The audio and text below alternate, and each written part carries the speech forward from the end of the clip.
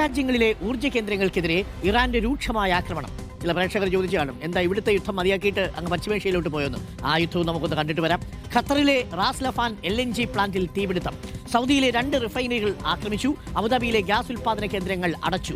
ഇറാനെതിരെ കടുത്ത നിലപാടുമായി ഗൾഫ് രാജ്യങ്ങൾ. ഇറാൻ എംബസിയിലെ ഉദ്യോഗസ്ഥരെ ഖത്തർ പുറത്താക്കി. ആക്രമണം തുടർന്നാൽ സൈനിക നടപടിയെന്ന സൂചന നൽകി. റിയാദിൽ ഇറാൻ ആക്രമണത്തിൽ 4 പ്രവാസികൾക്ക് പരിക്ക്. കണ്ണിന് കണ്ണെന്ന രീതിയിൽ തിരിച്ചടിയുണ്ടാകുമെന്ന് ഇറാന്റെ മുന്നറിയിപ്പ്. ഫൈസൽ ഹംസയുണ്ട് കൂടുതൽ വിവരങ്ങളുമായി. ഫൈസൽ ഹംസ, ഇപ്പോൾ പുറത്തുവരുന്ന വിവരങ്ങൾ പ്രകാരം ഇറാന്റെ ഗ്യാസ് ഫീൽഡ് ഇന്നലെ ആക്രമിച്ചത് വലിയ വാർത്തയായി മാറി. മാത്രവുമല്ല, ഇസ്മയിൽ ഖത്തീബ് എന്ന അവരുടെ രഹസ്യാന്വേഷണത്തിന്റെ തലവനെ വധിച്ചിരിക്കുന്നു. ഇത് നേരത്തെ, അതായത് പ്രമുഖരെ ഓരോരുത്തരെയായി ഇറാന് നഷ്ടപ്പെട്ടുകൊണ്ടിരിക്കുന്ന അവസ്ഥ.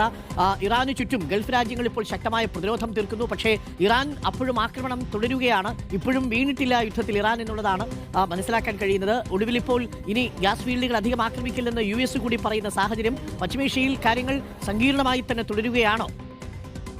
അരുൺകുമാർ, വലിയ രീതിയിലുള്ള പ്രതിസന്ധിയിലേക്ക്, യുദ്ധം വലിയ വ്യാപ്തിയിലേക്ക് പോകുന്നു എന്നുള്ളതിന്റെ സൂചനയാണ് ഓയിൽ ഫീൽഡുകളെ ലക്ഷ്യമിട്ടുള്ള തുടർച്ചയായ ആക്രമണങ്ങൾ എന്നുള്ളതാണ്. നേരത്തെ തന്നെ മുന്നറിയിപ്പ് നൽകിയിരുന്നു ഇറാൻ ഇക്കാര്യത്തിൽ എന്നുള്ളതാണ്. അതിൽ ഏറ്റവും രൂക്ഷമായ ആക്രമണം നടന്നത് ഇറാന്റെ തന്നെ, അല്ലെങ്കിൽ ലോകത്തിലെ തന്നെ ഏറ്റവും പ്രധാനപ്പെട്ട ഗ്യാസ് ഫീൽഡായി കാണുന്നത് തെക്കൻ ഇറാനിലെ പാഴ്സ് മേഖലയിലുള്ളതാണ്. ഇറാനും ഖത്തറും പങ്കിടുന്ന ഒരു ഗ്യാസ് ഫീൽഡ് കൂടിയാണ് ഇത് എന്നുള്ളതാണ്. അതിർത്തി പങ്കിടുന്ന മേഖലയാണ്. ഇവിടെയാണ് പാഴ്സിൽ ഇന്നലെ വലിയ രീതിയിലുള്ള ഇസ്രായേലിന്റെ ആക്രമണം ഉണ്ടായത്. അതിന്റെ പ്രകോപനമെന്നാണ് അതിൽ തിരിച്ചടി ഉണ്ടാകുമെന്ന് ഇറാൻ കൃത്യമായി മുന്നറിയിപ്പ് നൽകിയിരുന്നു.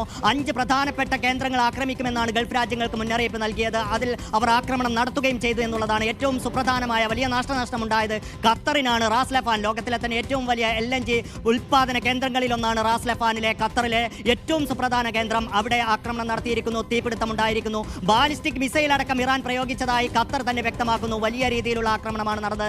മറുവശത്ത് ദുബായിലും UAE-ക്കെതിരെയും ആക്രമണമുണ്ടായി. അബുദാബിയിലെ 2 റിഫൈനറികൾക്ക് നേരെ ആക്രമണമുണ്ടായി എന്ന് UAE തന്നെ വ്യക്തമാക്കുന്നു. സൗദിയിലും 2 റിഫൈനറികൾക്ക് നേരെ ആക്രമണമുണ്ടായി എന്ന് അവരും വ്യക്തമാക്കുന്നുണ്ട്. അതായത് 5 കേന്ദ്രങ്ങൾക്കെതിരെ ഇറാൻ പറഞ്ഞതുപോലെ തന്നെ ആക്രമണം നടത്തി എന്നുള്ളതാണ്. പക്ഷേ ഇന്നലെ GCC രാജ്യങ്ങൾ, ഗൾഫ് രാജ്യങ്ങൾ ശക്തമായ രീതിയിൽ പ്രതികരിക്കാൻ തുടങ്ങി എന്നുള്ളതാണ് ഏറ്റവും സുപ്രധാനമായ കാര്യം. ഇറാനുമായുള്ള നയതന്ത്ര ബന്ധം വിച്ഛേദിക്കുന്നു എന്നതിന്റെ സൂചന നൽകി ഡിഫൻസ് അറ്റാഷെയുള്ള അടക്കമുള്ളവരോട് രാജ്യം വിടാൻ ഖത്തർ തീരുമാനിച്ചിരിക്കുന്നു, അവരോട് നിർദ്ദേശിച്ചിരിക്കുന്നു എന്നുള്ളതാണ്. മാത്രമല്ല, സൗദിയുടെ ഭാഗത്ത് നിന്ന് കൃത്യമായ ഒരു പ്രതികരണം വരുന്നു എന്നുള്ളതാണ്. ഇനിയും ക്ഷമിക്കാനാവില്ല, സൈനിക നടപടി അടക്കമുള്ളതിലേക്ക് ആലോചിക്കേണ്ടി വരും എന്നുള്ള രീതിയിലുള്ള പ്രതികരണം സൗദിയുടെ ഭാഗത്ത് നിന്നും വരുന്നു എന്നുള്ളതാണ്. അതായത് ഇറാനെതിരെയുള്ള ആക്രമണത്തിൽ ഇതുവരെ അമേരിക്കക്കൊപ്പം ചേരില്ല, ഞങ്ങളുടെ മേഖലകളൊന്നും വിട്ടു നൽകില്ല ആ ആക്രമണത്തിന് എന്ന് പറഞ്ഞിരുന്ന GCC രാജ്യങ്ങൾ തന്നെ അവരുടെ സുരക്ഷയ്ക്ക് മേൽ വലിയ ഭീഷണി ഉണ്ടാകുമ്പോൾ, അവരുടെ വരുമാനത്തിൽ, അവരുടെ നിലനിൽപ്പിനെ തന്നെ ബാധിക്കുന്ന രീതിയിലുള്ള അവരുടെ ഓയിൽ ഫീൽഡുകളെയും ഗ്യാസ് ഫീൽഡുകളെയും ആക്രമിക്കുന്ന തരത്തിലേക്ക് ഇറാൻ മാറുമ്പോൾ അവരും ഒരു സൈനിക നടപടിയിലേക്ക് പങ്കുചേരുമോ എന്നുള്ള തരത്തിലേക്ക്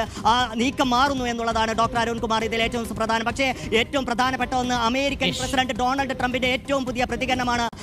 ഇക്കാര്യത്തിൽ ഇറാനെ ആക്രമിച്ച പാസ് മേഖലയിലെ ഇറാന്റെ ആക്രമണത്തിൽ അദ്ദേഹം എതിർപ്പ് അറിയിച്ചിരിക്കുന്നു, വിയോജിപ്പ് അറിയിച്ചിരിക്കുന്നു. ഇനിയൊരിക്കലും ആക്രമണം ഉണ്ടാകില്ല എന്നുള്ള കാര്യം കൂടി ഡൊണാൾഡ് ട്രംപ് വ്യക്തമാക്കിയിരിക്കുന്നു എന്നുള്ളതാണ്. ഇത് വലിയ പ്രത്യാഘാതം ഉണ്ടാക്കും എന്നുള്ള ട്രംപിന് മനസ്സിലായിരിക്കുന്നു എന്നുള്ളതാണ്. എന്തായാലും ഏറ്റവും ഒടുവിൽ ഡോക്ടർ അരുൺകുമാർ സൂചിപ്പിച്ചതുപോലെ തന്നെ ഇസ്മായിൽ ഖാത്തിബ് എന്ന അവരുടെ ഇന്റലിജൻസ്, ഇറാന്റെ ഇന്റലിജൻസ് മന്ത്രിയെ കൂടി കൊലപ്പെടുത്താൻ ഇസ്രായേലിന് സാധിച്ചിരിക്കുന്നു എന്നുള്ളതാണ്. അലി ലരിജാനി, അവരുടെ സുരക്ഷാ കൗൺസിൽ മേധാവി കൊല്ലപ്പെട്ടതിന് പിന്നാലെയാണ് അവരുടെ ഇന്റലിജൻസ് മന്ത്രി കൂടി കൊല്ലപ്പെടുന്നത്. Doctor thank you. ഫൈസൽ ഹംസയാണ് വിവരങ്ങൾ നൽകിയത്. അനീഷ് രാഘവൻ എന്നൊരു പ്രേക്ഷകൻ പറയുന്നു, അരുൺകുമാർ, ഗൾഫിൽ പല കമ്പനികളും പൂട്ടിക്കൊണ്ടിരിക്കുകയാണ്, ട്രാൻസ്പോർട്ടേഷൻ നടക്കുന്നില്ല, പ്രൊഡക്റ്റ് ഒന്നും കയറിപ്പോകുന്നില്ല, പലരും സാലറി ഇല്ലാത്ത അവസ്ഥയിലാണ്, വളരെ ബുദ്ധിമുട്ടാണെന്ന് അനീഷ് പറയുന്നു.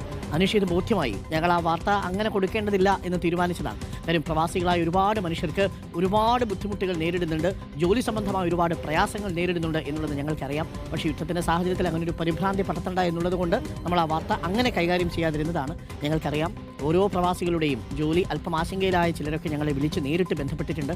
നിങ്ങളുടെ ബുദ്ധിമുട്ടുകൾ അത് താൽക്കാലികമാണ്. ഒന്നേ നിങ്ങളോടും പറയാനുള്ളൂ, ഈ സമയവും കടന്നു പോകും എന്ന് പ്രതീക്ഷിക്കുക. കഷ്ടിച്ചു 1, 2, 3, 4 ദിവസങ്ങൾ എന്നാണ് നമ്മൾ പ്രതീക്ഷിച്ചത്. ഇതിപ്പോൾ ആഴ്ചകൾ കാത്തിരിക്കേണ്ടി വരുന്ന അവസ്ഥയിലാണ്. എങ്കിലും എല്ലാം ശരിയാകും. അപ്പോൾ ആ വാർത്ത ശരിയാണ് അനീഷ്. നമ്മൾ ആ രീതിയിൽ അങ്ങനെ ആളുകളെ പരിഭ്രാന്തരാക്കേണ്ട എന്ന് കരുതി കൊടുക്കാതിരുന്നു എന്ന് മാത്രം.